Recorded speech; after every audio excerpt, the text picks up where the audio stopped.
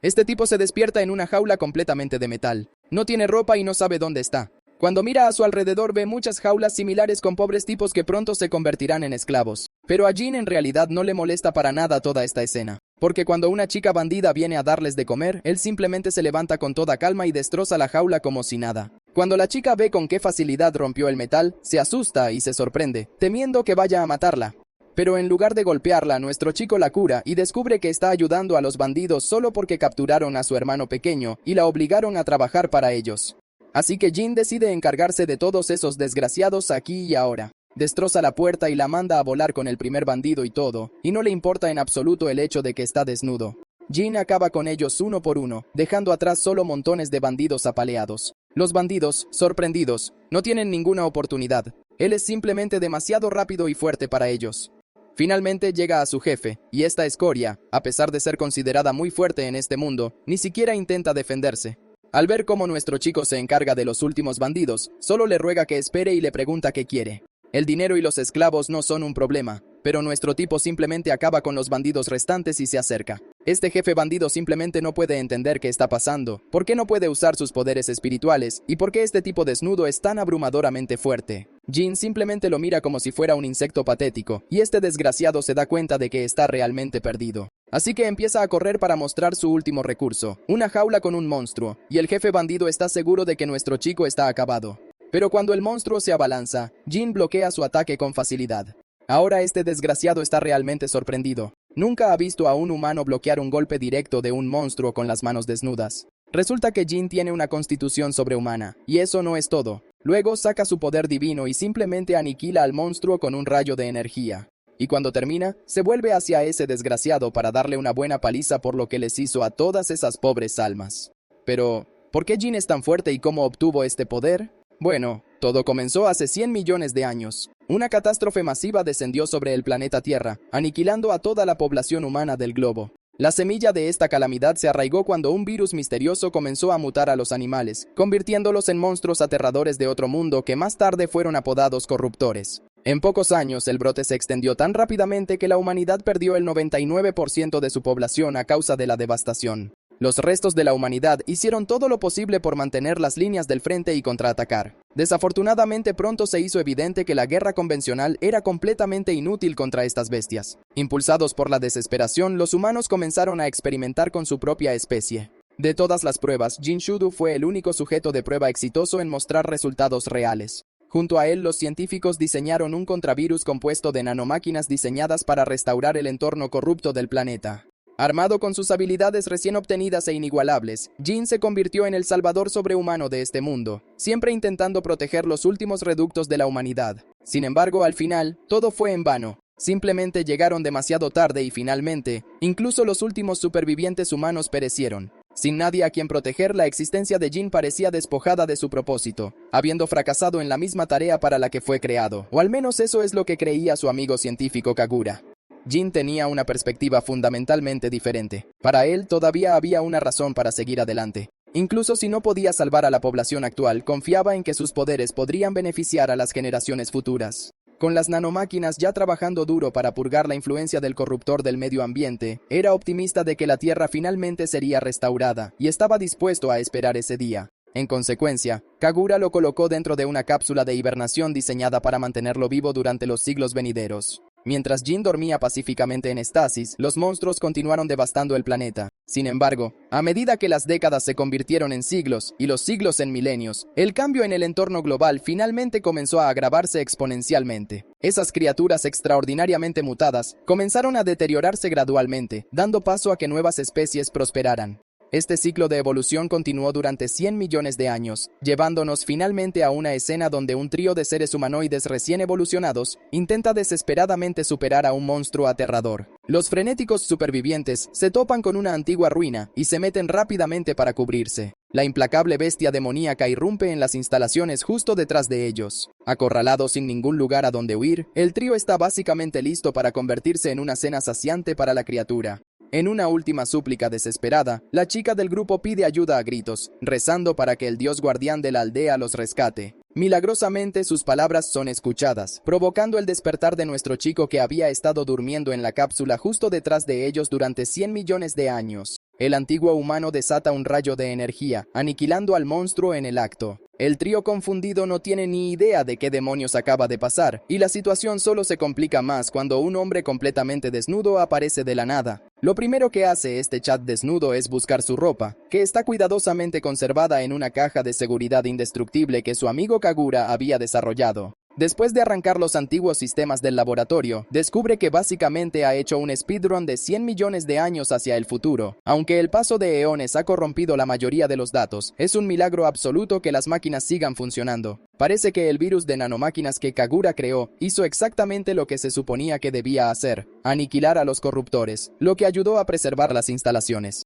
También encuentra un cubo de comunicación dejado por su viejo amigo, aunque su contenido sigue siendo un misterio por ahora. Luego se vuelve hacia los locales humanoides, olvidando por completo que su hombría está colgando al aire. Al darse cuenta de que hay niños literalmente mirándolo desnudo, se viste rápidamente, recuperando el mismo aspecto fresco que lucía hace millones de años. Poco después, sale de las instalaciones con el trío, solo para ser cegado instantáneamente por el intenso sol que brilla sobre el horizonte. A decir verdad, no esperaba una vista tan vibrante. La vista ante él es simplemente magnífica, un marcado contraste con el páramo apocalíptico que una vez conoció. Los niños inmediatamente comienzan a regresar a su asentamiento, insistiendo en que su dios guardián los siga. Nuestro chico, por otro lado, está demasiado preocupado tratando de averiguar exactamente con qué tipo de especie está lidiando. Después de todo, la humanidad técnicamente ya debería ser combustible fósil. Estos humanoides con rasgos animales distintivos deben ser el resultado de millones de años de evolución mezclados con la interferencia continua de las nanomáquinas. Sin mencionar que estos tipos hablan el mismo idioma que usaban los humanos hace eones, lo que implica fuertemente que se ramificaron de la misma ruta exacta. Se presenta como Jin Shedu, pidiendo que simplemente usen su primer nombre. A cambio, la chica con orejas de cabra se presenta como Hakama Phil. El tipo con aspecto de koala es Dampo, y la chica gato a su lado es Shandy. Hakama decide dejar el resto de las cortesías para más tarde y comienza a arrastrar a Jin, explicando que su aldea está a la vuelta de la esquina. Está increíblemente desesperada por llevar a su recién descubierto dios guardián a casa para que pueda defenderse de los invasores actuales. Trágicamente, para cuando llegan, la aldea ya ha sido asaltada y devastada, con múltiples asentamientos completamente envueltos en llamas. Shandy pierde los estribos por completo en el lugar catastrófico y corre hacia adelante presa del pánico para encontrar a su madre. Mientras inspeccionan los daños, Jin se toma un momento para contemplar su grave situación. Inmediatamente se da cuenta de lo endebles que son las fortificaciones del pueblo. Tanto los muros fronterizos como las casas están construidos con simple madera. Este detalle por sí solo deja clamorosamente obvio que esta nueva civilización está tecnológicamente muy por detrás de la era humana que él recuerda. Adentrándose más en la aldea, Jin ve a una mujer luchando activamente contra un monstruo extraño. Con solo un vistazo, es obvio que apenas puede defenderse. No tarda mucho en darse cuenta de que la criatura a la que se enfrenta es idéntica a los corruptores de hace millones de años. Además, los corruptores supervivientes no son lo único inusual aquí. La pequeña Hakama aparentemente conoce algún tipo de técnica mágica que la hace brillar físicamente. Al final, su intervención resulta innecesaria.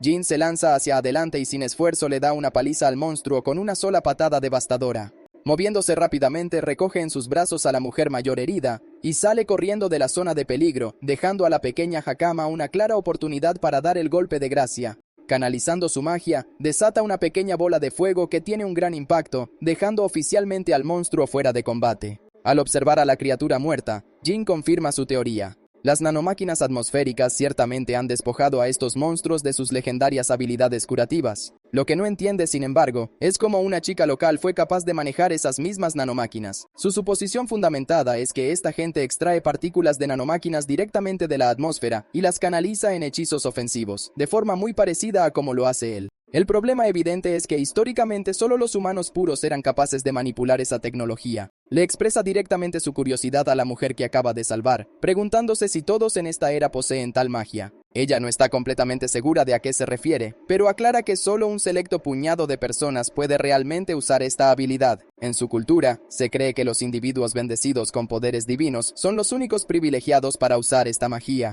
En su aldea específica no hay más de 4 personas que ostenten esta distinción. Jin no tiene que pensar mucho para atar cabos. Poderes divinos es solo su forma primitiva y elegante de explicar la manipulación de nanomáquinas. Hakama corre hacia la anciana, que resulta ser su abuela, y pregunta ansiosamente por el resto de los aldeanos, solo para enterarse de que ya han evacuado. Esta declaración trae una ola de alivio al trío, aunque la abuela está muy preocupada porque los niños regresaron a la peligrosa aldea en lugar de evacuar con todos los demás. Después de todo, la bestia contra la que acaban de luchar era solo una larva en comparación con el monstruo adulto masivo que actualmente aterroriza la zona. De repente una voz de la razón atraviesa la tensión, asegurándole a la anciana que no hay absolutamente nada de qué preocuparse. Ese invasor gigante que mencionó, este recién llegado afirma con confianza que puede masacrarlo él solo. La abuela se sorprende al ver estas caras conocidas de vuelta en la zona de guerra e inmediatamente le pregunta al hombre sobre los otros aldeanos. El guerrero de pelo azul confirma que el resto de los civiles han llegado a salvo al refugio. Resulta que el hombre mayor que acompaña a este chico de pelo azul es en realidad el padre de Hakama. Los dos comparten un emotivo reencuentro. Naturalmente, él exige saber a dónde se escapó ella. La chica admite honestamente que fue directamente a la puerta sellada, para la absoluta sorpresa de la abuela. La anciana está furiosa de que Hakama deambulara por ese territorio olvidado de Dios. Según la leyenda local, el dominio más allá de esa puerta pertenece estrictamente al dios guardián de la aldea. Como la pequeña Hakama se sintió completamente amenazada por la invasión de monstruos, explica que simplemente fue a buscar la ayuda de la deidad. Y como ella señala con orgullo, el dios literal de sus leyendas está de pie justo a su lado. Comprensiblemente, la abuela es muy escéptica, negándose rotundamente a reconocer a este joven cualquiera como su protector divino. Peor aún, basándose en su apariencia, asumen que nuestro chico pertenece a una especie inferior, lo que hace que la idea de otorgarle un título tan sagrado sea totalmente ridícula. Interviniendo, la pequeña Shandy intenta convencer a su hermano de pelo azul de que Jin es auténtico. En respuesta, su hermano lleno de prejuicios descarta rápidamente sus afirmaciones, señalando específicamente las orejas humanas ordinarias de Jin. En su sociedad, cualquiera que no herede rasgos animales distintivos es clasificado como un ser inferior, por lo que este tipo puede deducir, su hermanita simplemente está actuando bajo un enorme e ingenuo malentendido. Aún así, la pequeña se mantiene firme, revelando con orgullo que este hombre derrotó fácilmente al invasor que los perseguía. Sin inmutarse, su hermano le resta importancia, afirmando arrogantemente que él podría derrotar a un invasor con la misma facilidad. Dirigiendo su atención a nuestro héroe, que ya parece completamente agotado por toda esta mierda injustificada, el guerrero de pelo azul amenaza al intruso, diciéndole que abandone la aldea inmediatamente porque no tienen espacio para alojar a un ser de sangre inferior.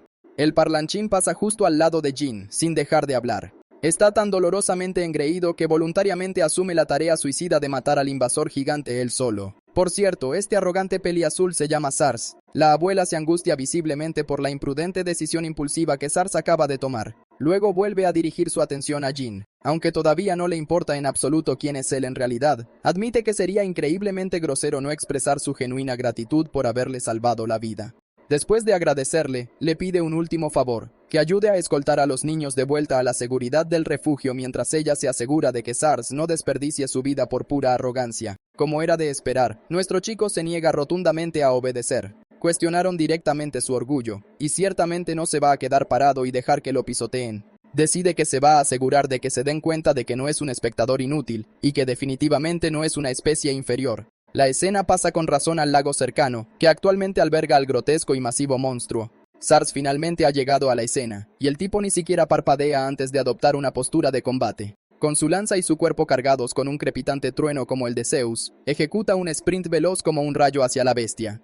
En un esfuerzo por contraatacar, la vil criatura usa literalmente a su propia prole como armas arrojadizas. Por suerte, estas larvas viscosas y desatendidas son blancos fáciles para la lanza electrificada de Sars. Con el camino despejado, Sars aprovecha la oportunidad, saltando alto del suelo para lanzar un tajo devastador directamente en la cara del bastardo. El monstruo chilla a gritos de pura agonía. Por supuesto, todos sabemos que no podría ser tan fácil, y tendríamos razón. Para la total consternación de Sars, la profunda herida abierta del monstruo comienza a regenerarse inmediatamente. El repentino shock paraliza al guerrero de pelo azul, dejándolo completamente expuesto a un contraataque letal que no tiene tiempo de esquivar. Pero exactamente como se esperaba, Jin interviene en el último segundo, bloqueando sin esfuerzo el golpe masivo como si no fuera gran cosa. Sars, el tonto que una vez fue inquebrantablemente arrogante, de repente se topa con un enorme golpe de realidad, y el espectáculo apenas comienza.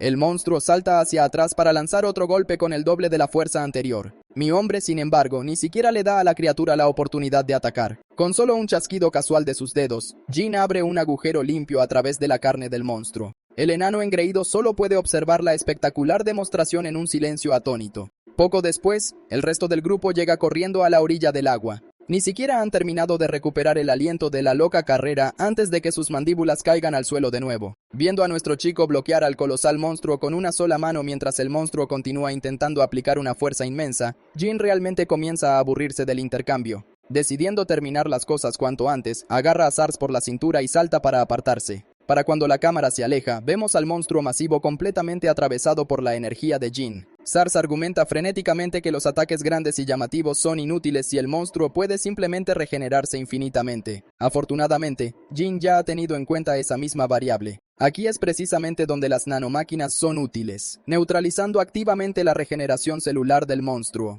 El daño que Sars infligió antes fue en realidad bastante considerable, pero el corte era demasiado superficial para sobrecargar el factor de curación de la criatura. A estas alturas, Sars está prácticamente teniendo un colapso mental solo por procesar la mera posibilidad de que este tipo inferior pueda ser realmente su dios guardián. Con humor, Jin niega rápidamente tener raíces divinas que lo califiquen para un título tan grandioso. Lo que sí sabe a ciencia cierta es que la única razón de su existencia continuada era salvaguardar a la gente del futuro y masacrar a los mismos monstruos que tiene delante. Enfurecida, la bestia gruñe y agita salvajemente su enorme cola, intentando desesperadamente aplastar al ágil héroe que se escurre entre sus defensas como el agua.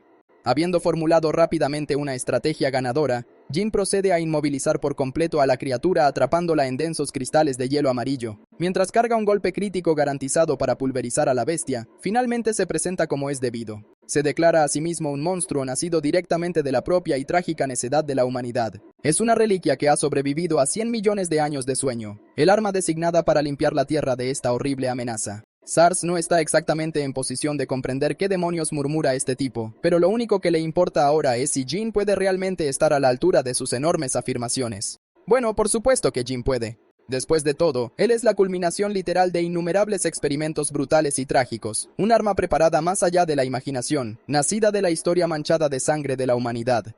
Es el primer, último y único humano verdadero que queda en este mundo. Con su presentación completamente terminada, Jin desata un ataque de energía tan cegadoramente intenso que incinera al monstruo al instante. El rayo es tan insondablemente poderoso que atraviesa directamente la atmósfera de la Tierra y perfora el vacío del espacio, garantizando cero posibilidades de que el bastardo vuelva a crecer. Con el monstruo definitivamente muerto y enterrado, Sars pierde por completo las ganas de hablar, después de que su inflada arrogancia le fuera devuelta en la cara. Mientras tanto, sin ser visto por el grupo, parece que alguien vigila muy de cerca a nuestro chico desde los arbustos. Esta misteriosa mujer fue enviada originalmente solo para vigilar el nuevo tipo de invasor reportado en el lago. Ciertamente no se dio cuenta de que tendría la suerte de presenciar a un tipo de monstruo completamente diferente en acción. Por lo que a ella respecta, ni siquiera los altos mandos de élite de los caballeros sagrados en la capital real se atreverían a enfrentarse solos a una amenaza tan colosal. Sin embargo, este joven desconocido hizo que pareciera pan comido. La espía está tan emocionada que literalmente no puede contener su entusiasmo por transmitir todo lo que acaba de presenciar a su gremio. Más tarde ese día, Jin finalmente escucha el mensaje holográfico de 1.000.000 de años que su amigo Kagura le dejó. Su colega digital comienza reconociendo que deben haber pasado millones de años para cuando Jin realmente vea esto.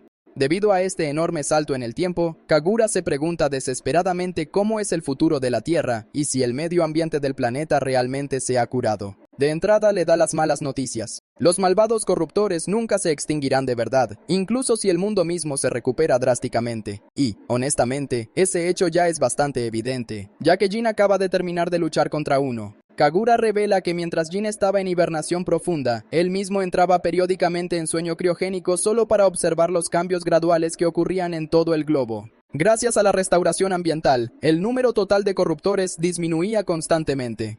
Desafortunadamente, a medida que el ecosistema cambiaba, los corruptores comenzaron a evolucionar junto con él.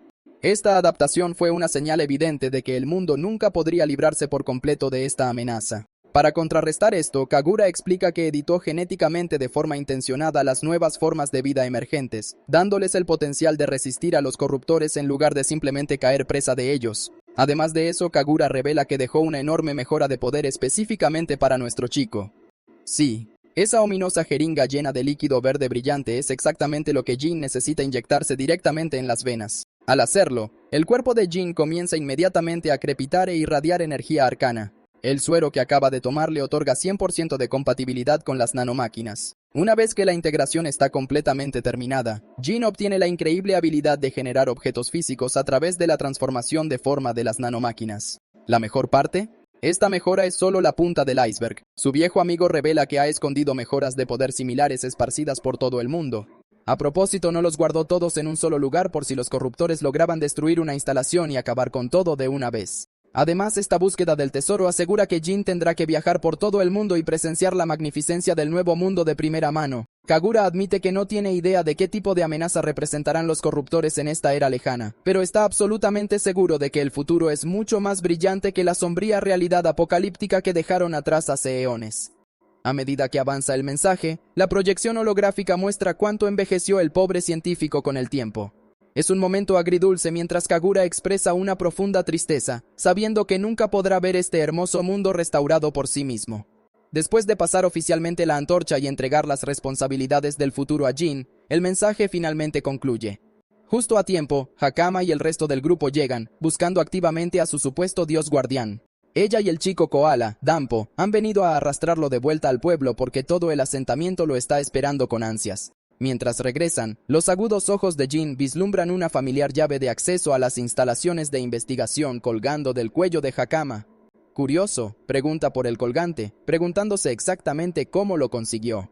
Hakama explica que hace mucho tiempo, un individuo increíble les dijo a sus antepasados que lo pasaran de generación en generación como un amuleto protector. La leyenda decía que si un peligro inminente amenazaba alguna vez al pueblo, esta misma llave convocaría al dios guardián para protegerlos. Al escuchar esto, Jin se conmueve profundamente. Está emocionado de que su amigo se esforzara tanto para prepararle todo, dejándolo con una profunda sensación de deuda hacia Kagura. De vuelta en el centro del pueblo, ya hay una gran fiesta en marcha. Mientras todos están ocupados atiborrándose y bebiendo, los niños finalmente pasean a su guardián de vuelta al centro de atención. Sin embargo, el ambiente cambia ligeramente cuando los aldeanos adultos comienzan a cotillear al ver a una criatura de una especie inferior. Para sus mentes estrechas, simplemente no tiene sentido que un ser biológicamente ordinario ostente el legendario título de Dios Guardián. Justo cuando están dudando a gritos del potencial de nuestro chico, Sars se levanta de repente y arremete contra el grupo por atreverse a señalar a su salvador. Incluso llega a repartir algunos puñetazos bien merecidos. Después de todo, estos hipócritas fueron los mismos cobardes que salieron pitando en cuanto el peligro asomó la cabeza. Al ver este salvaje ir y venir, Hakama y Danpo casi pueden oler la pura hipocresía que irradia Sars. Después de todo, él fue literalmente la primera persona en burlarse y dudar vehementemente de la fuerza de Jin apenas unas horas antes. La abuela del pueblo se adelanta para dirigirse a Jin personalmente. Sintiéndose abrumadoramente en deuda, intenta expresar su máxima gratitud en nombre de todo el asentamiento. La realidad es que si no fuera por su oportuna intervención, ninguno de ellos estaría aquí ahora mismo. El pueblo habría sido reducido a cenizas. Fiel a su estilo, mi chico ignora los halagos con indiferencia, insistiendo en que solo era parte de su trabajo. Aún así sabe que esta gente no lo dejará ir sin darle algo a cambio como gesto de buena voluntad. En lugar de pedir riquezas materiales, solicita algo mucho más valioso: información. Jin quiere un resumen detallado sobre el estado actual del mundo. Desafortunadamente, un grupo de aldeanos aislados no está precisamente equipado para responder una pregunta geopolítica tan abrumadora. Para obtener las respuestas que busca, le aconsejan encarecidamente que visite la capital real donde reside el rey de Cremosia. Como en la capital se reúne gente de toda clase, es un centro masivo para asuntos globales e información vital. Mencionaron que los comerciantes de su propio pueblo Kodama viajan allí con frecuencia para vender productos especiales hechos con hilo de gusano de seda de madera. Aunque el camino a la capital es notoriamente largo y traicionero, la abuela considera que Jin estará perfectamente bien, ya que obviamente no es un tipo cualquiera. Incluso le encarga a Hakama que sea su guía oficial, sugiriendo que Jin la lleve consigo, ya que ella de todos modos planeaba ir a la capital real. Como Hakama es una de las pocas personas que pueden usar poderes divinos, quiere inscribirse en la prestigiosa academia dedicada a entrenar a usuarios de magia. Jin se sorprende genuinamente al saber que todavía existen instituciones educativas formales en esta era. De repente, queda claro que nuestro chico se ha ganado un admirador muy ruidoso y muy leal. Sars se ofrece con entusiasmo para actuar como el guardaespaldas personal del dios guardián en el viaje. La anciana lo rechaza rápidamente, recordándole a Sars que literalmente no tiene ninguna razón para visitar la capital. Sin embargo, Sars presume a gritos que sí que tiene una razón.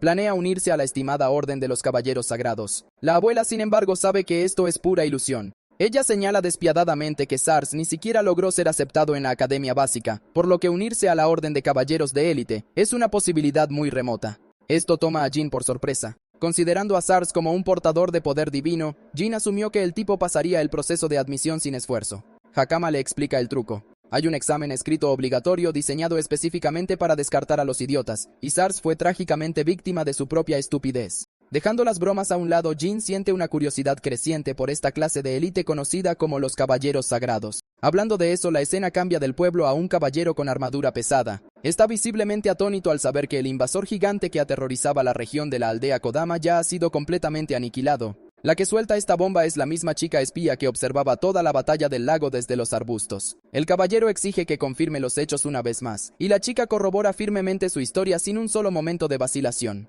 El caballero sagrado está en absoluta incredulidad. Hasta hoy, nunca podría haber imaginado que alguien fuera de su orden de élite poseyera la capacidad bruta para derrotar en solitario a un monstruo de ese calibre. Justo en medio de su informe, un corruptor intenta emboscar de repente a la espía, saltando sobre su espalda descubierta. El caballero reacciona con una velocidad cegadora, desenvaina su espada y corta al monstruo limpiamente en dos. En lugar de retirarse a la seguridad del reino, el caballero toma una decisión audaz. Está oficialmente demasiado intrigado, ansioso por rastrear y conocer personalmente al misterioso hombre que masacró sin esfuerzo a una bestia tan enorme. Jin se despierta en una mañana espléndida disfrutando del sabor del aire, aún sin poder creer que pueda disfrutar de un paisaje como este. Parte de él lamenta que su querido amigo Kagura no pueda verlo junto a él. Uno de los niños le trae su ropa, instando al dios guardián a que se la ponga. En la siguiente escena tenemos a nuestro chico en las afueras del pueblo. La abuela de Hakama le dice que cumpla con su deber como guía, mientras que Sars está harto de no poder ser él quien guíe a Jin en el viaje. Jin muestra un interés especial en el chico, e incluso elogia los movimientos de Sars, asegurándole que esperará su llegada a la capital real. Este comentario hace que Sars chille como un afán, deseándole lo mejor al dios guardián y esperando que cuide de Hakama. A la propia Hakama le dicen que se cuide, y con eso, el viaje de los dos comienza con su partida. La pequeña y el hombre alto caminan juntos, atravesando todo tipo de vistas hermosas y pintorescas. Hakama le muestra los alrededores hasta que finalmente acampan. Jin pregunta qué tan lejos está la capital. Aparentemente son 4 días más de caminata, así que no está tan lejos como esperaba. Pero ella tiene mucha curiosidad por su parte, y por qué está empeñado en explorar el mundo. Negándose a compartirlo, le dice que es un secreto. En el fondo, este gojo de aquí sabe que los corruptores siguen vivos basándose en la vaga descripción de Kagura, e incluso se ha encontrado con algunos en esta era. Su tasa normal de reproducción solo ocurre en ambientes destruidos y contaminados, exactamente lo opuesto a este lugar, lo que significa que algo o alguien está causando un cambio entre bastidores que necesita ser investigado. Hakama se asusta al verlo poner una cara tan seria mientras está perdido en sus pensamientos, así que él se disculpa con ella por estar meditando. Jin entiende una cosa. Esta era no está totalmente dominada por las criaturas corruptoras. Las señales de supervivencia son claras y están por todas partes. Su primer objetivo principal es investigar a la gente de esta era, y luego lidiar con los corruptores. Investigar a los monstruos no es tan difícil ya que puede hacerlo personalmente cuando le plazca. Aparte de eso, el colega quiere un cambio inmediato y le pide a Hakama que deje de llamarlo Dios Guardián. Aún así, ella le muestra demasiado respeto, y él tiene que instarla a que simplemente lo llame Jin. El sonido de un caballo al galope llama la atención de ambos. Un caballero sagrado ha llegado junto a su equipo, pidiendo tener un momento con nuestro dúo. Este tipo parece el típico príncipe azul, excepto que a Jin no le importa, y de todos modos pregunta por su identidad. Proveniente de la Orden de los Caballeros Sagrados, el capitán de la séptima división se presenta como Argus Ultan. El concepto de un caballero sagrado todavía es nuevo para nuestro chico, que se pregunta si estos son los seres interesantes que los aldeanos mencionaron. En el equipo de Argus, una caballero malcriada tiene una rabieta y le ruge al plebeyo por mostrar total ignorancia hacia su líder al negarse a ponerse de pie. Incluso le dice a su capitán que estos dos deben ser los culpables, solo para que Argus le diga que se calme. Karina está quejándose en el fondo mientras el caballero sagrado se dirige a Jin con más respeto esta vez. Nuestro chico simplemente siente curiosidad por las palabras de Karina de antes, pero el caballero sagrado le resta importancia, actuando como si ella solo estuviera siendo grosera. Argus luego cambia de tema y pregunta por la identidad del hombre, de dónde vino, o hacia dónde se dirige. Hakama comparte que pertenecen a la aldea Kodama con una ruta establecida hacia la capital real. Karina usa esto como confirmación de nuevo, actuando con arrogancia mientras acusa a los dos de ser la especie inferior. De hecho, se lanza en toda una exposición pretenciosa, actuando como si tuviera un sí de 3000 por revelar a seres inferiores de la aldea Kodama. Jin está realmente fascinado por los avances de este mundo cuando oye que existen registros de nacimiento, pero Argus interviene de nuevo y detiene a Karina por hacer suposiciones imprudentes. De hecho, puede notar que la pequeña Hakama lleva ropa especial de Kodama, prendas que son veneradas por su alta calidad incluso en la capital. Los niños del pueblo no visten ropas tan reales, lo que confirma que son del pueblo, demostrando una vez más que la tonta de Karina estaba equivocada. Aunque está seguro de la chica, Argus desenvaina su espada y la apunta al hombre que está frente a él, declarando que es diferente al resto. Primero, nunca ha visto la ropa de este tipo, lo que plantea la pregunta de a dónde pertenece. El caballero sagrado cuenta que muchos bandidos han estado asolando el camino entre la aldea Kadama y la capital. Es posible que este tipo sea uno de esos bandidos que trafican con niños, y que Hakama también esté metida en el asunto mientras actúa como si fuera inofensiva. La niña intenta intervenir negándolo todo, pero no le creen ni una palabra. Sin pensarlo dos veces, Hakama carga un ataque, solo para ser acorralada por varias espadas mágicas que la inmovilizan desde todas direcciones. Se gana el elogio del caballero sagrado por tener poder divino, mientras que nuestro chico está bastante impresionado por el poder de un caballero sagrado. Las capacidades de Argus son grandes. Jin puede verlo de inmediato. Y ahora que está en una posición de verdadera autoridad, el caballero sagrado exige una explicación sobre de dónde vino el hombre. Esa información será el factor decisivo entre dejar vivir a nuestro chico o no, pero al oír eso, Jin lo mira con una mirada asesina. La tensión es fuerte, pero al final, el colega decide no dejarse llevar por sus sentimientos, y simplemente dice que vino de la aldea Kadama. Karina salta para llamarlo mentiroso en su cara, pero Argus acepta genuinamente esta explicación y baja su arma. Este es un giro sorprendente, especialmente cuando el tipo estaba a punto de lanzar amenazas de muerte. El caballero sagrado puede sentir que no está mintiendo, mientras Hakama declara oficialmente a Jin como el dios guardián de la aldea. El concepto de un dios guardián fascina al caballero sagrado, pero no se lo toma en serio y se da la vuelta para irse. Vuelve a subir a su caballo disculpándose por su grosería. Argus en realidad estaba haciendo todo eso como parte de su trabajo. El capitán entiende que se encontrarán en la capital real en el futuro. De hecho, incluso les ofrece la oportunidad de buscarlos si se meten en algún problema. Dicho esto, se apresura a marcharse, avergonzando a Karina que por alguna razón quería que pasara algo gordo. Incluso Jin se queda perplejo ante la necesidad psicótica de drama de esta tipa. En la siguiente escena, vemos al equipo en camino a su próximo destino. Karina se está forzando sin motivo, destacando que Jin es sospechoso y que no deberían haber dejado escapar a esa especie inferior. Las palabras especie inferior se le atragantan. Argus se burla de la chica por no saber cuál de ellos es realmente la especie inferior. Confirmando sus pensamientos, Rhea también está de acuerdo, para sorpresa de Karina. De hecho, ella enfatiza la enorme brecha, casi divina, que había entre ellos y el hombre al que se enfrentaban en ese momento. Argus intentó hacer un movimiento 3 veces en un instante, pero su determinación ni siquiera se lo permitió. Pudo sentir que Jin, que tenía la mano en el bolsillo, iba a actuar de inmediato y lo contrarrestó antes de que siquiera hiciera el movimiento. Ahora, ni siquiera sé qué diablos significa eso, pero maldita sea. Buen trabajo, protagonista. Por cierto, Argus incluso intentó usar poder divino y, frente a Jin, el maldito poder ni siquiera se activó, asustando a Karina. El mismo movimiento que usó contra Hakama y la acorraló fácilmente ni siquiera funcionó con él. Rhea intentó hacer lo mismo, pero también se quedó corta, lo que implica que hay un mundo de diferencia entre su fuerza y la de un monstruo como Jin. Una hazaña como esa, incluso en la opinión de Argus, solo podría ser realizada por el comandante supremo de la Orden de Caballeros, como mucho. Rhea y Karina se burlan. La chica imbécil no tenía idea de cuán superados estaban en ese momento. El príncipe azul enfatiza que acaban de conocer a un monstruo, una anomalía diferente al resto, y que está bien que Karina cometiera un error porque es nueva en su unidad. En cuanto al que mató al invasor de la aldea Kodama, Argus sospecha que es el mismo tipo. Karina piensa que la situación es peligrosa, pero su capitán es sabio y cree que es peligroso atacar a alguien sin tener información sobre esa persona. También cree que Jin es bastante tranquilo por ser pasivo, y ahora su objetivo es regresar a la capital real, ya que su participación ya no es necesaria. Lo último de lo que hablan es informar al gremio sobre la situación de los bandidos, y en los pensamientos de Argus, se queda perplejo con este personaje de dios guardián de la aldea Kadama. Si tan solo ese hombre pudiera convertirse en su aliado, podría resolver un gran número de problemas que sufre su país. En la siguiente escena, nuestro chico está de nuevo en el camino con Hakama, mencionando que se encontraron con alguien interesante el otro día. Se pregunta si todos los caballeros sagrados son tan fuertes como el que conocieron, pero Hakama aclara que Argus era excepcional. Incluso dentro de la Orden de Caballeros, solo los mejores de los mejores son aclamados como caballeros sagrados para convertirse en sus líderes. Argus está en la cima de su liga. Incluso gesticula lo rápida que fue su activación del arte espiritual el otro día, un término que nuestro chico no conoce. Aparentemente, en la era actual, tomar prestados los poderes de los espíritus se llama poder divino, y las técnicas utilizadas para cultivar dicho poder son básicamente el método espiritual o las artes espirituales. En otras palabras, las nanomáquinas de Kagura y Jin están siendo tratadas básicamente como espíritus más allá de su comprensión. Sabe que deben parecer una fantasía muy retorcida para la era actual, pero no puede evitar recordar los sentimientos furiosos de Karina hacia los seres inferiores. Jin se interesa por el término y descubre que en la era actual existen varias razas diferentes de personas. También hay algunas que se parecen a insectos y peces. Y según las palabras de su abuela, una cierta raza podría incluso vivir en el agua o en regiones específicas únicamente. Eso cambió con el paso del tiempo porque las criaturas evolucionaron para adaptarse al entorno. Esta frase fascina a Jin, quien inmediatamente reflexiona que significa que algunos supervivientes de la humanidad deben haber sido la causa para iniciar un ciclo evolutivo 100.000 de años después. No quiere darle demasiadas vueltas a esta gran suposición. En cambio, Jin deduce que las personas que no cambiaron y no se adaptaron al entorno, básicamente se convirtieron en el ganado que llamaron la especie inferior.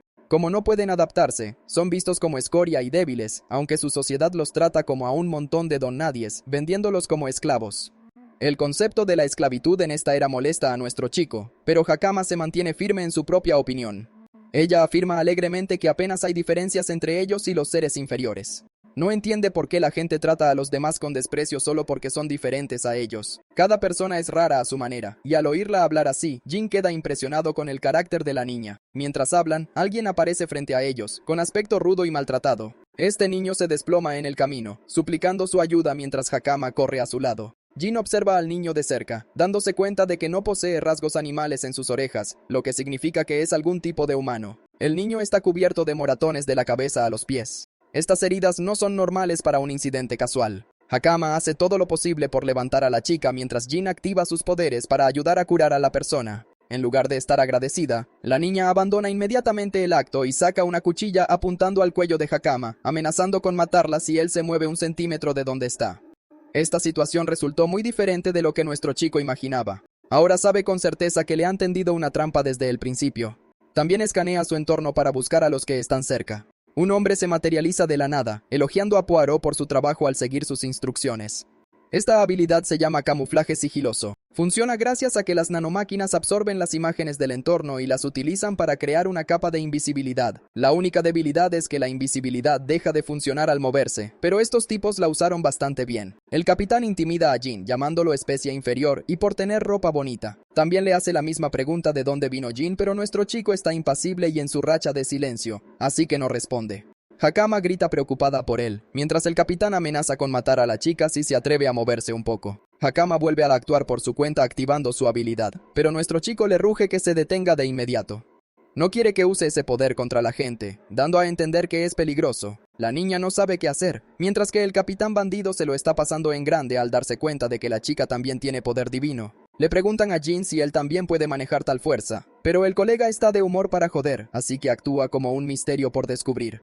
Cabreado, el cabeza de músculo lo derriba de una patada, recordándole a la especie inferior que no se pase de la raya. El capitán le reprocha a su subordinado que intente dañar su mercancía. Aunque, por otro lado, no tienen muchas esperanzas de venderlos a buen precio. Ni siquiera consideran la idea de que Jin posea poder divino ya que parece un ser inferior. Mientras tanto, Hakama empieza a darse cuenta de que estos son los bandidos y traficantes de esclavos de los que les advirtió Argus. El líder de los bandidos activa un hechizo propio para encargarse primero de la chica, mientras Hakama teme por su vida, pensando que a este paso los capturarán y venderán como esclavos. En la siguiente escena, cómicamente, Jin la despierta de su sueño reparador. El colega no tiene camisa porque estos tontos le robaron literalmente toda su ropa guay, dejándole solo la ropa interior. Hakama parece estar bien, pero siente una genuina curiosidad por saber dónde están. Parece una especie de instalación de contención donde tienen a los otros esclavos. Jin explica que es la guarida de los bandidos, señalando incluso a los que fueron capturados antes que ellos. Todos estos tipos parecen estar en mal estado. La mayoría son especies inferiores. Es una escena sombría, pero cómicamente, Hakama tiene más curiosidad por saber por qué este tipo va con el pecho al descubierto así. Jin explica que le quitaron todo por parecer extraño, pero ella está asombrada de la confianza que tiene este hombre sin su ropa. Aparentemente, este es el aspecto con el que Jin se siente más cómodo.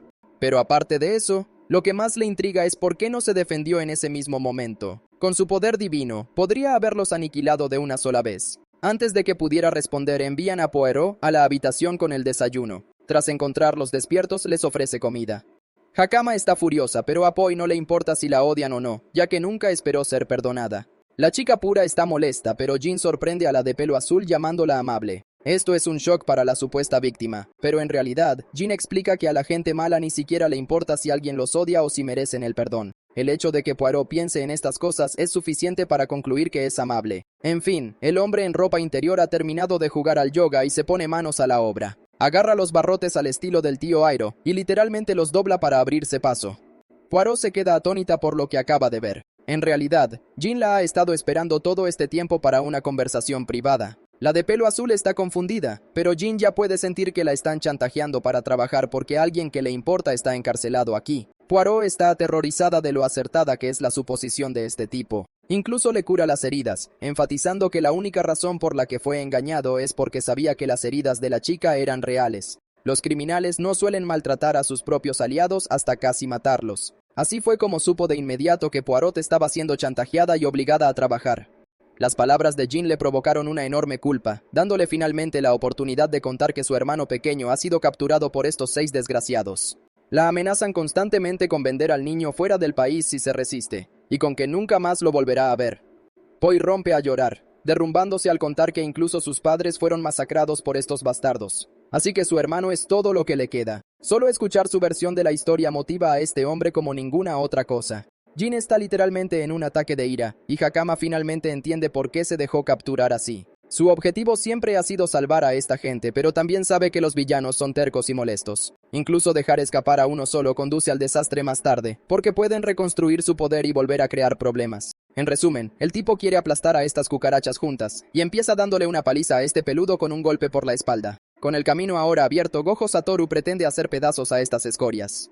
Jin conoce la psique de los villanos mejor que nadie, y lo entendemos cuando retrocedemos 100 millones de años al pasado, cuando la civilización humana había alcanzado su apogeo tecnológico. El chico en ese entonces estaba abatido y no tenía nada.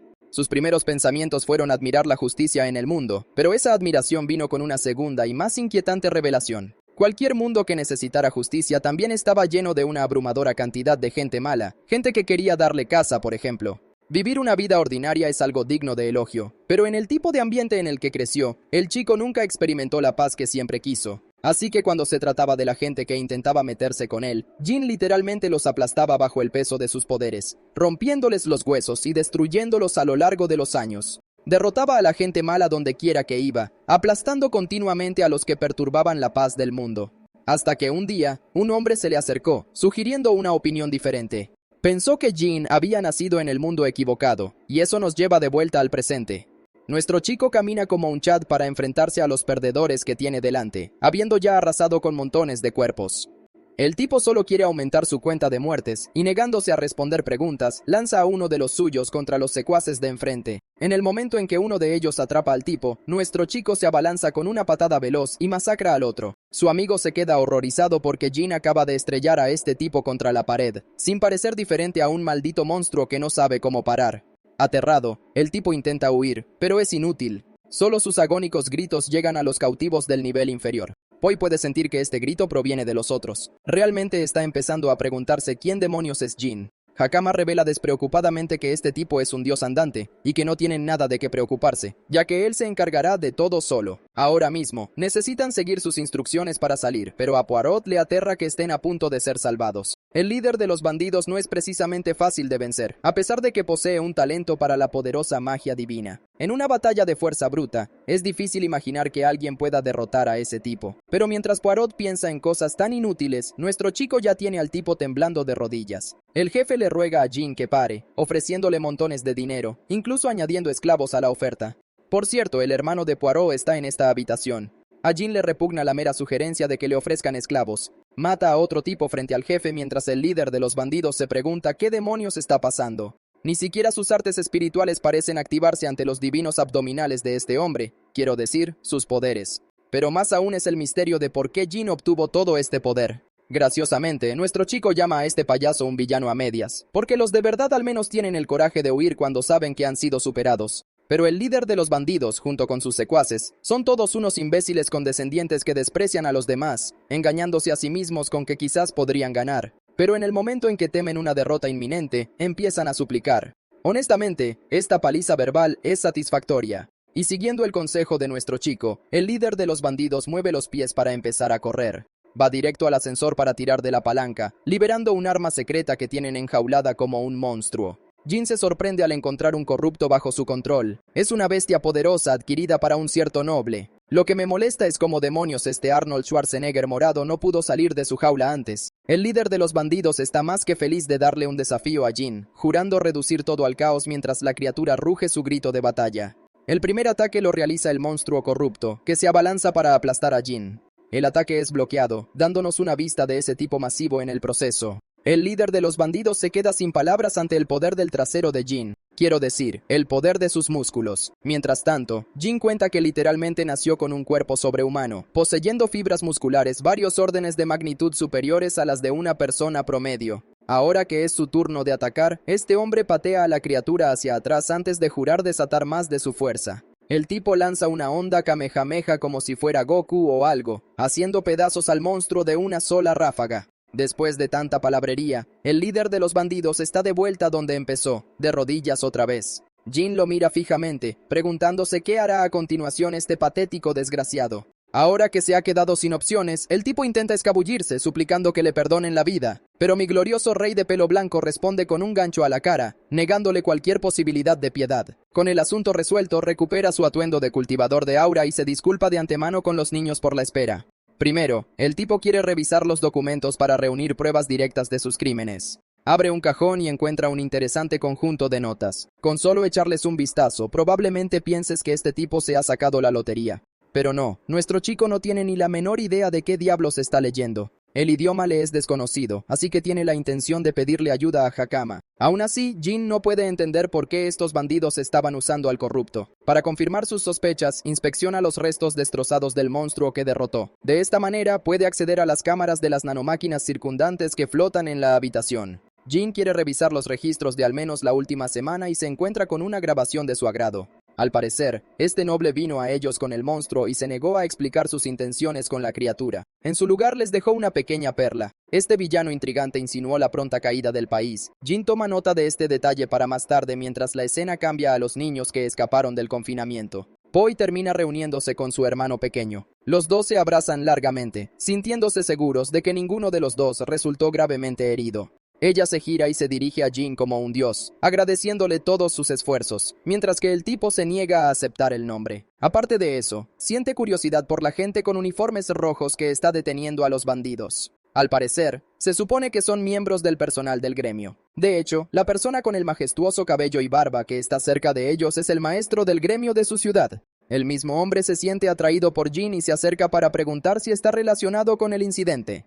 Nuestro chico confirma su contribución, incitando a Padrak a presentarse formalmente como el maestro del gremio y a agradecerle sus esfuerzos. Le echa un vistazo al tipo, atónito de cómo alguien pudo derrotar a tanta gente sin recibir ni un solo golpe. A pesar de tener la apariencia de una especie inferior, Padrak puede ver que este tipo no es cosa de risa. El maestro del gremio comparte que el incidente resultó en un montón de daños. Las solicitudes de exterminio de bandidos están en su punto más alto. Esto despierta la curiosidad de Jin porque piensa que cualquier señor haría todo lo posible por priorizar la captura de los bandidos. El maestro del gremio se ríe, argumentando que ni siquiera el señor tiene ese nivel de autoridad. Lidiar con los crímenes se considera el deber de los miembros del gremio, los que juran lealtad al rey. Incluso si Lord Champion, el gobernante de la tierra, cometiera crímenes, tendrían que informar la situación al rey, aunque algo así parezca improbable. Padrak confía en su suposición, mientras Jin compara la situación con la de hace 100.000 de años, dándose cuenta de que un señor representa a un alcalde, y el gremio actúa como la policía. Aún así, Lord Champion no es alguien en quien se pueda confiar fácilmente.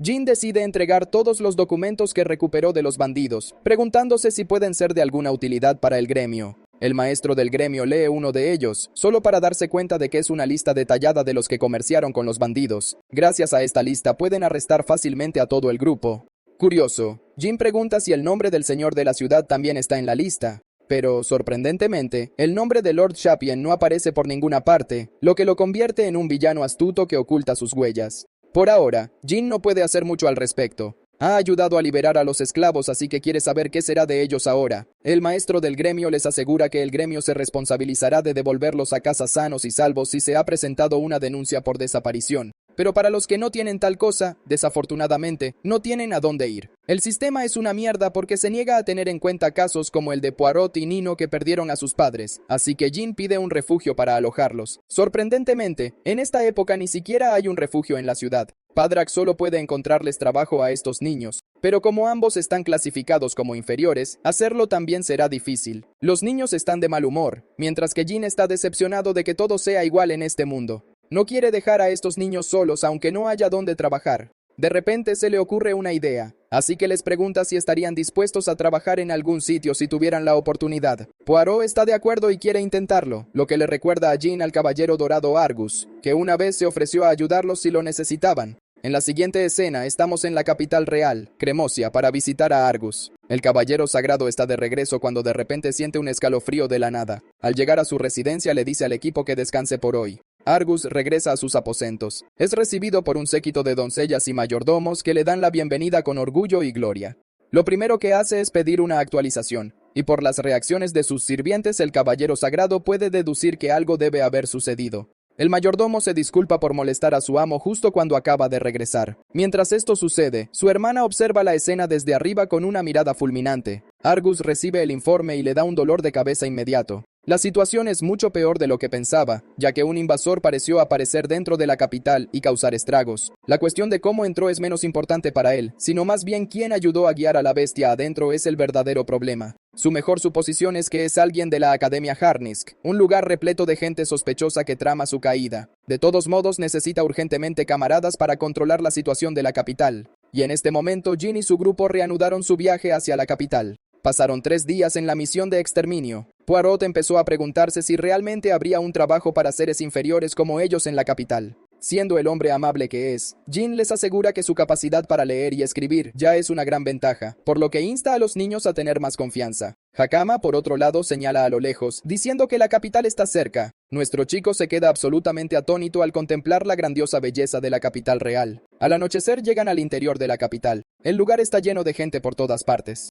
Hakama revela que la capital depende de las importaciones, lo que significa que aquí se puede encontrar todo tipo de bienes, incluso la ropa Kodama que mencionaron una vez. A Jean le parece interesante y se da cuenta de que también hay un montón de insectos mutantes. Hay una abundancia de razas por aquí, lo que demuestra cómo todas se desarrollan de manera diferente. Las calles están ordenadas. La seguridad también es de primera en la capital. Pero incluso con todos esos beneficios, hay algunas partes desagradables. Jean reflexiona que cada época comparte su propio conjunto de problemas. Le pregunta a Hakama sobre el examen de ingreso de la academia y se entera de que será la próxima semana. Van a esperar hasta que comience el examen, pero al escuchar su conversación, una chica rubia se pregunta si este grupo está interesado en entrar en la Academia Harnisk, especialmente cuando todos parecen especies inferiores. Llegamos a las habitaciones del hotel donde Hakama y Nino se abalanzan sobre las cómodas camas. Finalmente pueden dormir en un lugar decente, cumpliéndose el objetivo inicial de Jean de llegar a la capital. Esto le hace preguntarse qué debería hacer a continuación, ya que aunque esta es una nueva era, todavía tiene que encontrar una manera de ganar dinero para sobrevivir. Por cierto, el colega consiguió un montón de dinero por el exterminio de los bandidos, pero sabe que no le durará para siempre, especialmente con los 4.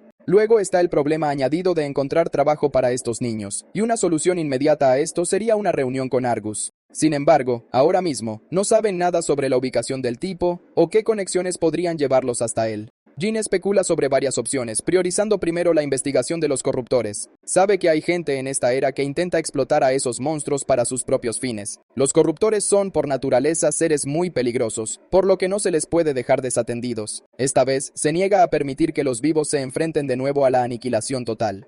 De todos modos, le pregunta casualmente a Hakama qué hace la gente de este país cuando tiene que investigar algo.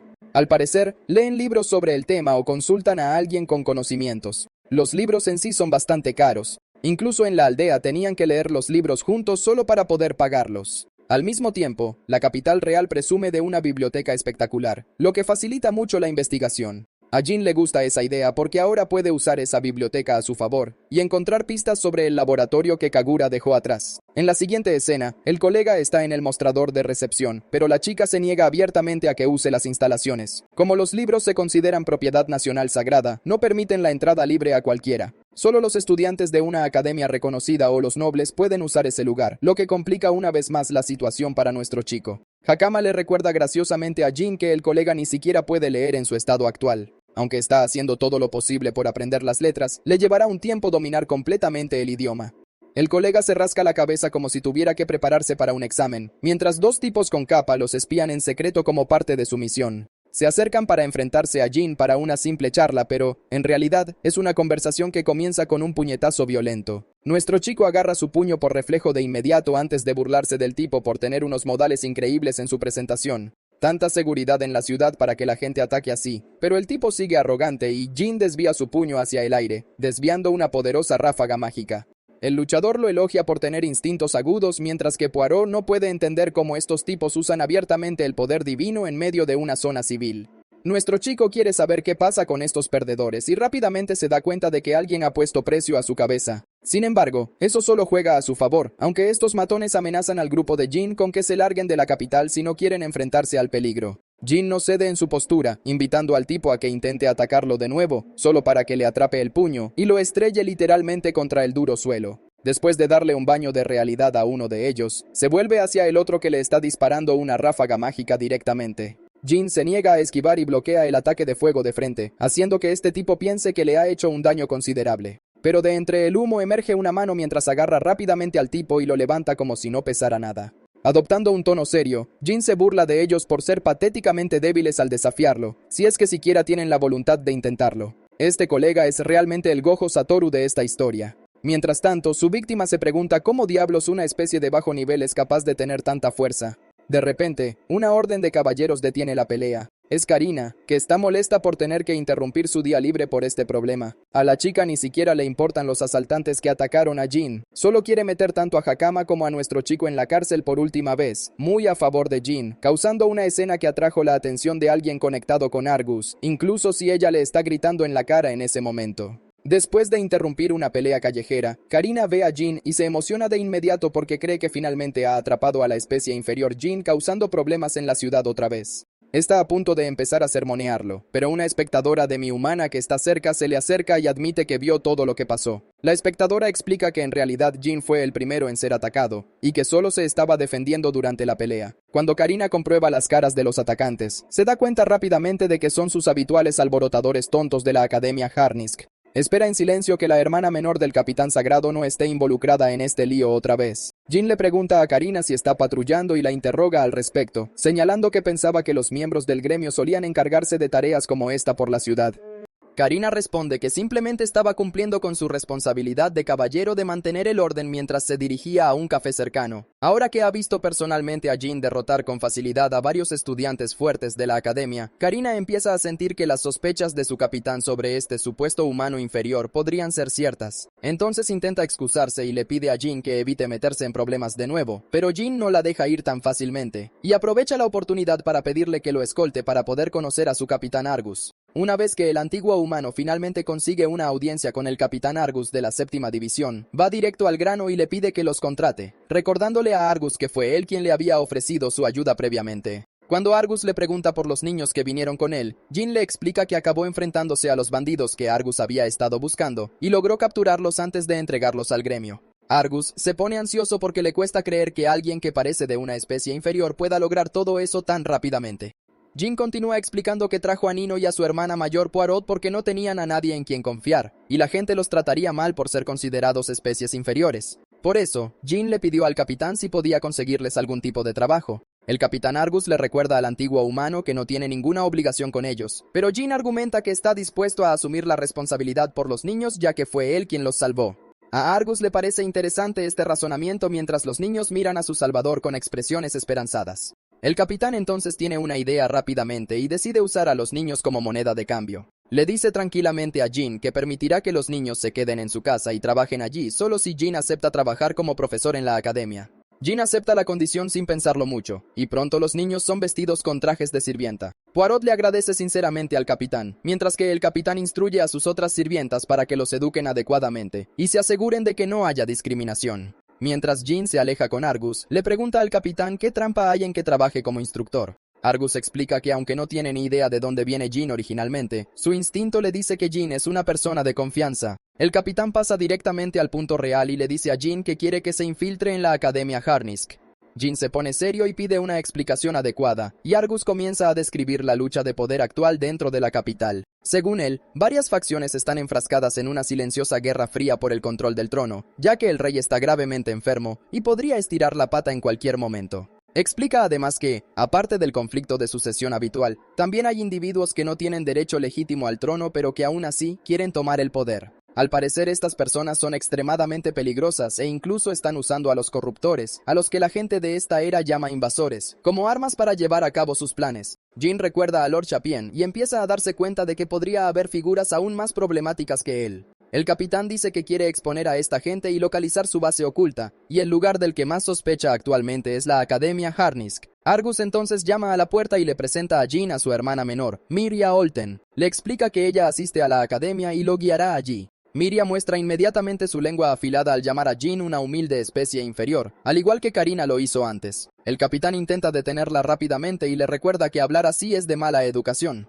Sin embargo, ella sigue insistiendo en que no aprueba que se le dé una tarea tan importante a alguien que considera una especie inferior. Señala su actitud grosera, lo que avergüenza al capitán, y él se disculpa por su comportamiento. Karina se acerca a Jin y le susurra en voz baja que Mirya es en realidad muy capaz, pero que odia profundamente a las especies inferiores. Mirya sigue lanzando insultos a Jin y afirma que no lo ve como alguien calificado para asumir el papel de instructor. Hakama empeora la situación al revelar casualmente que su guardián ni siquiera sabe leer. Sin embargo, Hakama continúa rápidamente elogiando lo fuerte y capaz que es Jin en realidad. Sus palabras hacen que Karina se dé cuenta de repente de que fue Mirya quien antes pidió a los estudiantes de la academia que atacaran a Argus. El capitán se disculpa repetidamente de nuevo y promete que disciplinará adecuadamente a su hermana. Jin cambia de tema y le pregunta a Argus qué se espera exactamente que enseñe en la academia. Argus responde que, por lo que ha observado, Jin parece bastante hábil con las artes espirituales, por lo que cree que sería la persona perfecta para enseñar los fundamentos básicos. Luego enumera las 4 artes espirituales básicas como ignición, descarga, congelación y curación, y explica que ser capaz de usar incluso 2 de ellas ya debería considerarse suficiente. Al oír que lo básico aquí consiste en solo 4 artes espirituales, Jin se da cuenta de que el líder de los bandidos de antes era en realidad bastante hábil. La habilidad que usó ya contaría como un arte espiritual especial en este lugar. Jin sonríe en silencio mientras decide que podría cambiar la forma en que la gente de esta era entiende estos poderes especiales. La historia avanza una semana, cuando finalmente es el momento de que Hakama presente su examen de ingreso a la academia. Argus entra junto con Jin, ya que quiere que asuma la responsabilidad de las tareas de instructor este año. Parece que cada año, una división de la Orden de Caballeros debe ocupar este puesto, y esta vez es el turno de la 7ª división. Mientras Jin camina silenciosamente detrás de ellos, el hombre gordo llamado Rudman no deja de mirarlo en todo momento. Finalmente llegan al despacho de la directora, y Argus la saluda respetuosamente. La directora sonríe al ver a su antiguo alumno desenvolverse tan bien en la Orden de Caballeros. Luego saca a relucir las actuales luchas de facciones dentro del país, y de repente empieza a criticar a Jin, argumentando al capitán que no debería tomarse la academia tan a la ligera como para enviar a una especie inferior a desempeñar un papel tan importante. El capitán insiste firmemente en que Jin es más capaz que nadie en su división. Cuando la rata flacucha, Lord Gita, se da cuenta de que la directora parece dispuesta a aceptar a Jin como su instructor, se opone rápidamente a la idea. Ahora asume el papel de insultar al pobre humano antiguo y argumenta firmemente que no pueden permitir que un humano inferior ocupe tal posición. La directora se dirige entonces a Lord Rudman y le pide su opinión sobre esta protesta. El hombre gordo está de acuerdo con la preocupación, pero luego presenta un argumento práctico sobre la reacción negativa que podrían enfrentar tanto de los estudiantes como de los otros instructores. La directora se une entonces a la protesta y admite que comparte la misma preocupación. Jin se da cuenta de que están hablando de él sin incluirlo, así que da un paso al frente y se defiende antes de saludarlos respetuosamente. Se presenta con calma y buenos modales, demostrando que puede mantener la compostura incluso cuando se burlan abiertamente de él. Luego les hace una pregunta directa a los señores, preguntándose si lo juzgan por parecer una especie inferior o porque creen que carece del poder necesario para el puesto.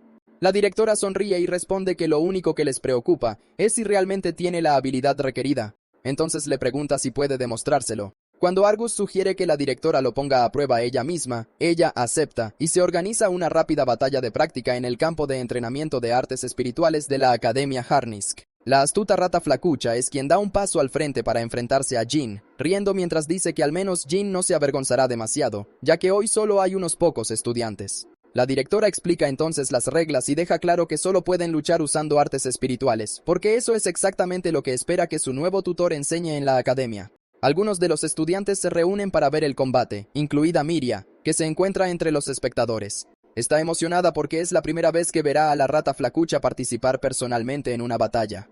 Jin ya sabe cómo terminará esto, pero suelta un suspiro silencioso y permite que el instituto sea testigo de su poder por sí mismo. Argus, sin embargo, empieza a sentirse inseguro. Es la primera vez que verá a la persona que recomendó luchar delante de otros, y le preocupa que Jin acabe avergonzándolo delante de todos.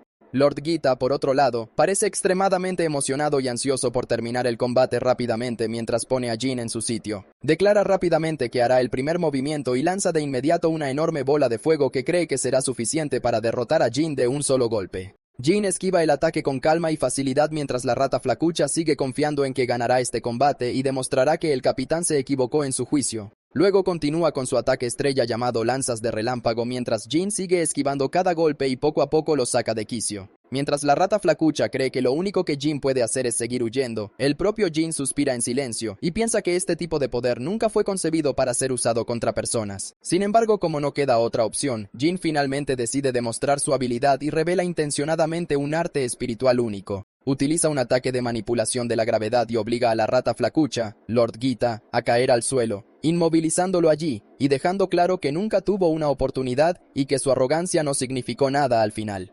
La directora y Lord Rodman, el hombre gordo, quedan conmocionados por lo que presencian.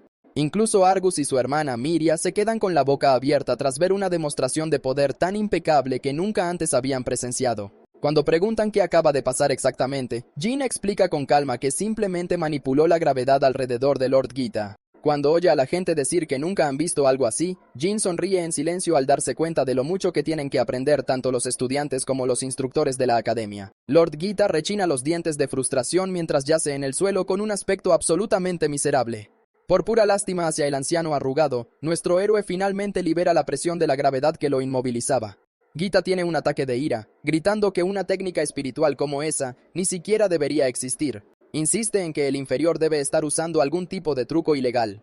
Nuestro chico se queda ahí en silencio y aguanta el abuso verbal como un campeón mientras el viejo le chilla en la cara como una loca. Observando el intercambio, la directora toma su decisión con calma. Los estudiantes de los alrededores también están impresionados. Miria, en particular, no puede entender cómo controla tanto poder divino. Normalmente, los inferiores apenas poseen nada en absoluto. Su curiosidad se dispara, y está decidida a descubrir quién es Jin en realidad.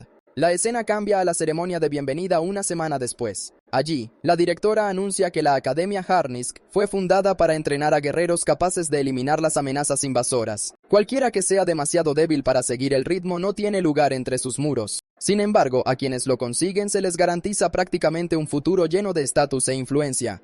Observando desde arriba, unos pocos semihumanos cerca de Miria se sorprenden por la cantidad de recién llegados que se han reunido. Bastantes de ellos ni siquiera provienen de familias nobles. Un semihumano león llamado Rías saluda a Miria casualmente. Menciona que es inesperado verla asistir a la ceremonia de bienvenida en persona. Mientras charlan, de repente se da cuenta de un inferior sentado junto al profesorado y casi se ahoga. Pierde por completo la compostura cuando Miria revela que el inferior es en realidad su nuevo profesor. Le pide a Rías su primera impresión honesta basándose puramente en la apariencia.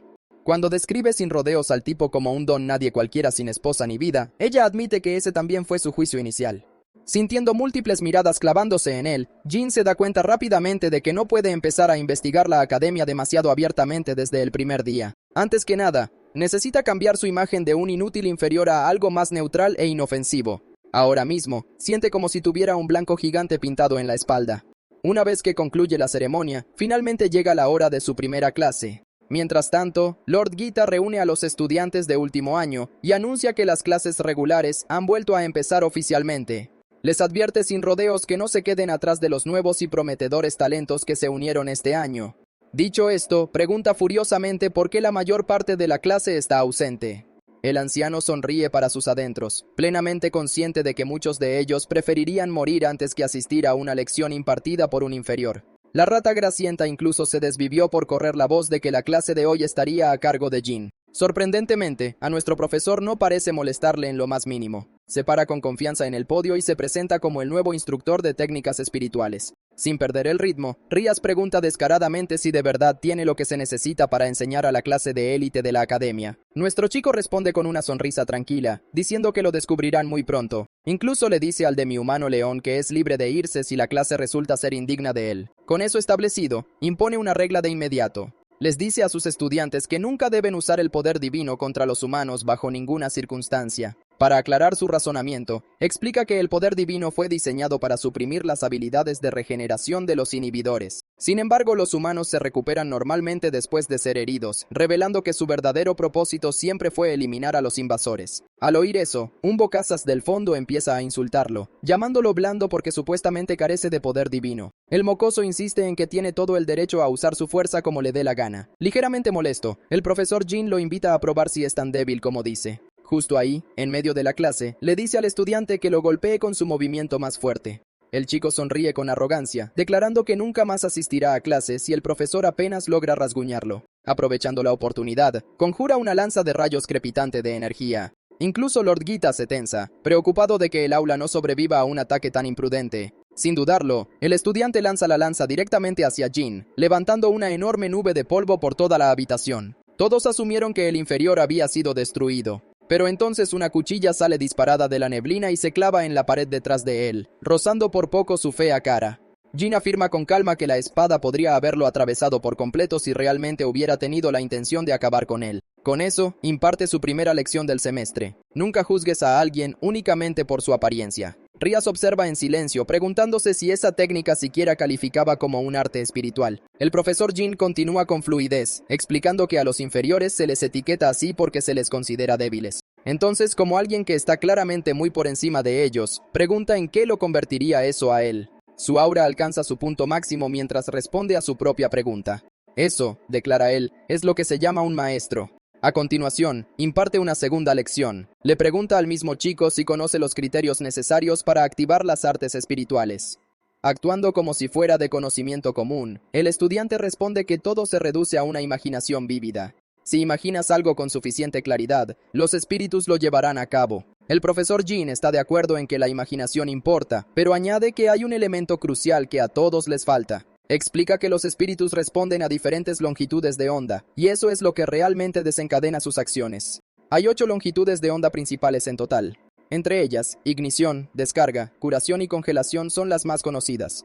Sin embargo, también existen el control de la gravedad, el control de la luz, el control de la atmósfera y la manipulación espacial. Lord Gita casi se ahoga al verlo usar las 8 con tanta naturalidad. Con esa revelación, nuestro chico comienza formalmente su primera clase de verdad. Más tarde esa noche, contempla por dónde empezar su investigación sobre los secretos de la academia. El campus está abarrotado de estudiantes en cada esquina. Después de la demostración en clase, él es el principal tema de conversación. Si quiere respuestas, necesita acceso a algún lugar donde los estudiantes no tengan permitido entrar.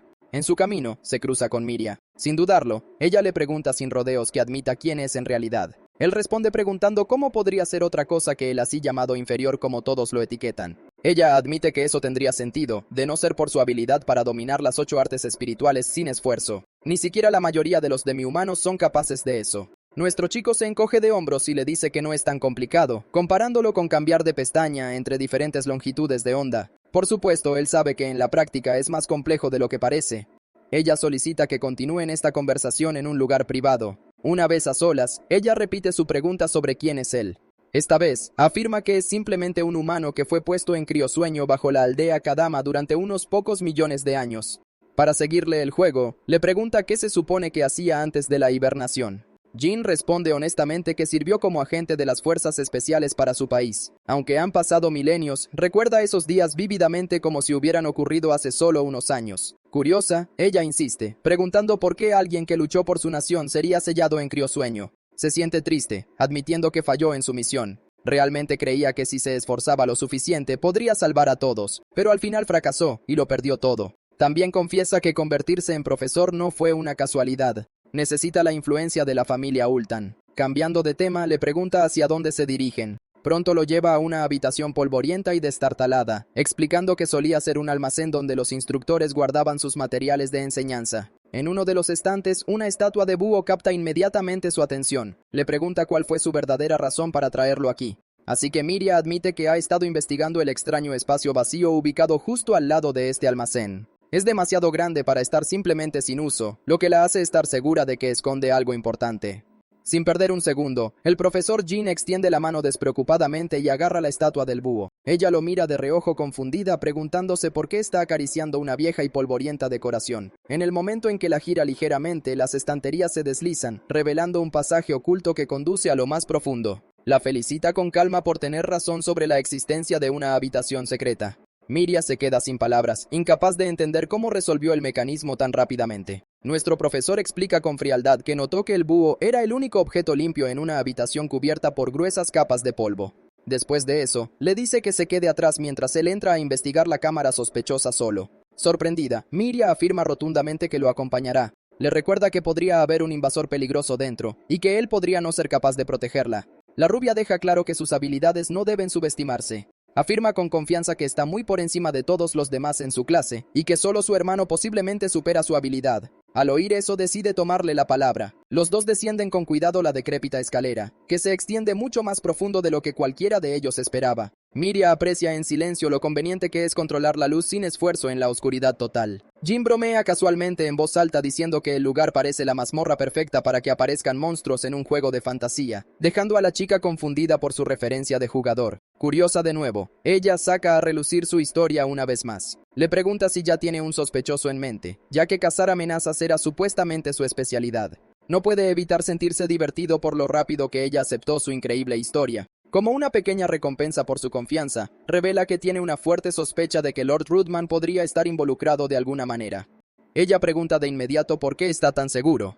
El profesor Jin explica que, aunque el hombre parece carismático durante las clases, hay algo profundamente inquietante en él cuando está solo. En esos momentos de calma, el grasiento desgraciado da la impresión de alguien que definitivamente está tramando algo turbio.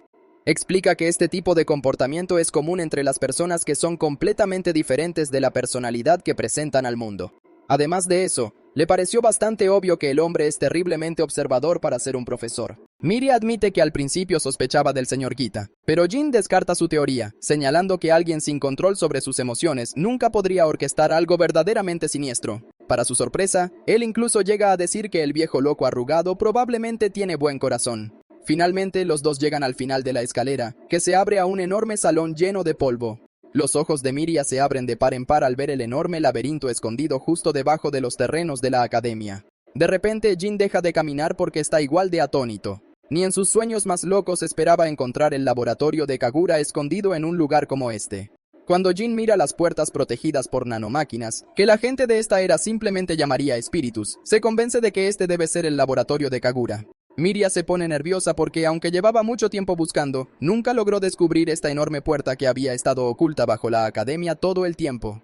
Jin le explica que la gente común necesitaría una llave de acceso especial para abrir una puerta así. Recuerda cómo Hakama heredó la llave en la aldea Kodama, y cree que alguien en este lugar debe haber heredado una llave similar de la misma manera. Sin embargo, Jin ya sabe que él mismo tiene acceso completo automáticamente, así que extiende su mano con calma. El sistema de cerradura lo reconoce de inmediato como el individuo con el más alto nivel de autoridad y le abre la puerta rápidamente. Mientras las grandes puertas se abren lentamente, Jin se pregunta si quien intenta derrocar a los gobernantes de este país podría ser también alguien con acceso a este lugar. Mientras tanto, Miraya sigue allí, atónita, incapaz de procesar que algo así existiera justo debajo de su academia todo este tiempo. Luego le pregunta a Jin si de verdad no necesitó una llave, y Jin comenta despreocupadamente que los humanos antiguos son especiales en ese aspecto. Mirgia finalmente comienza a creer que las palabras de Jin podrían ser ciertas y lo sigue en silencio hacia las profundidades del laboratorio oculto.